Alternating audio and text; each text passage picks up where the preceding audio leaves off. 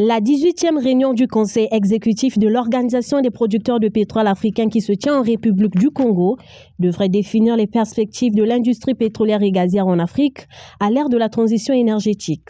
Les pays membres mettent l'accent sur l'accélération d'un certain nombre de projets, notamment la mise en place de la Banque africaine de l'énergie, une entité chargée de financer la transition énergétique dans le continent.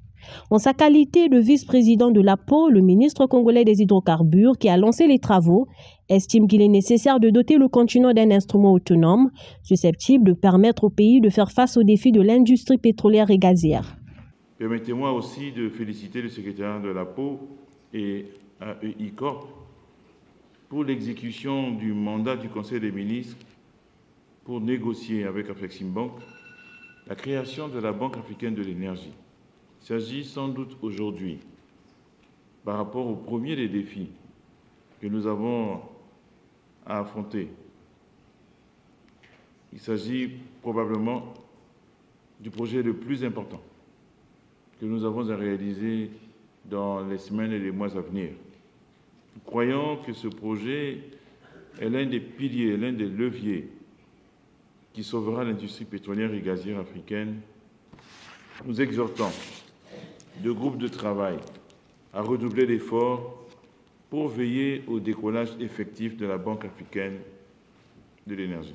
Cette réunion évoque aussi la nécessité d'impulser une stratégie visant à accélérer la transition énergétique, notamment en s'appuyant sur des centres d'excellence, des séminaires et des programmes de formation pour lutter contre le torchage du gaz, améliorer le contenu local et promouvoir la recherche et le développement.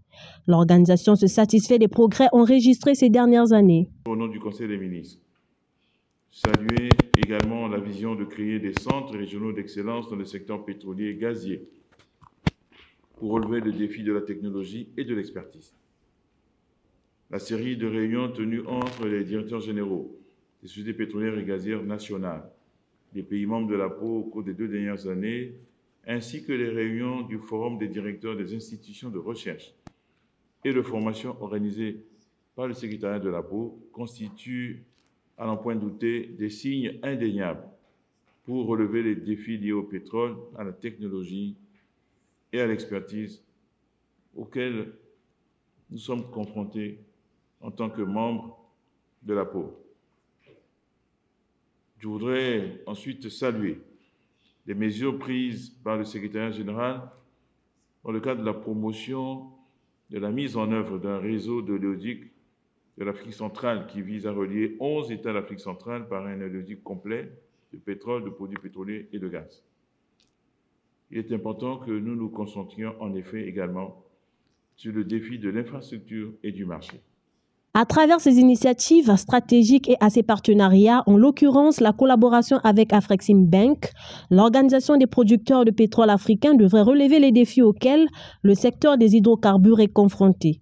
Les 18 pays membres ont donc obligation d'engager des actions collaboratives pour répondre aux défis de la technologie pour une transformation locale, des infrastructures et du marché afin de faire progresser le développement durable sur le continent. L'industrie gazière fait face à 3 défis majeurs qui, si on ne les gère pas, pourraient donc conduire à une catastrophe en matière de cette industrie. Ces défis, c'était d'abord le financement des projets pétroliers, le défi de la maîtrise de la technologie, de l'expertise, et le dernier, c'est donc le défi du marché et des infrastructures.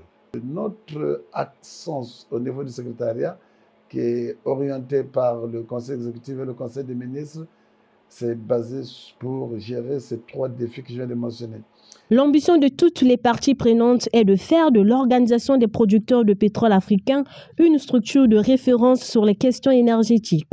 Les conclusions de cette réunion seront soumises à l'approbation du Conseil des ministres en vue d'une mise en œuvre par le secrétariat général de l'organisation.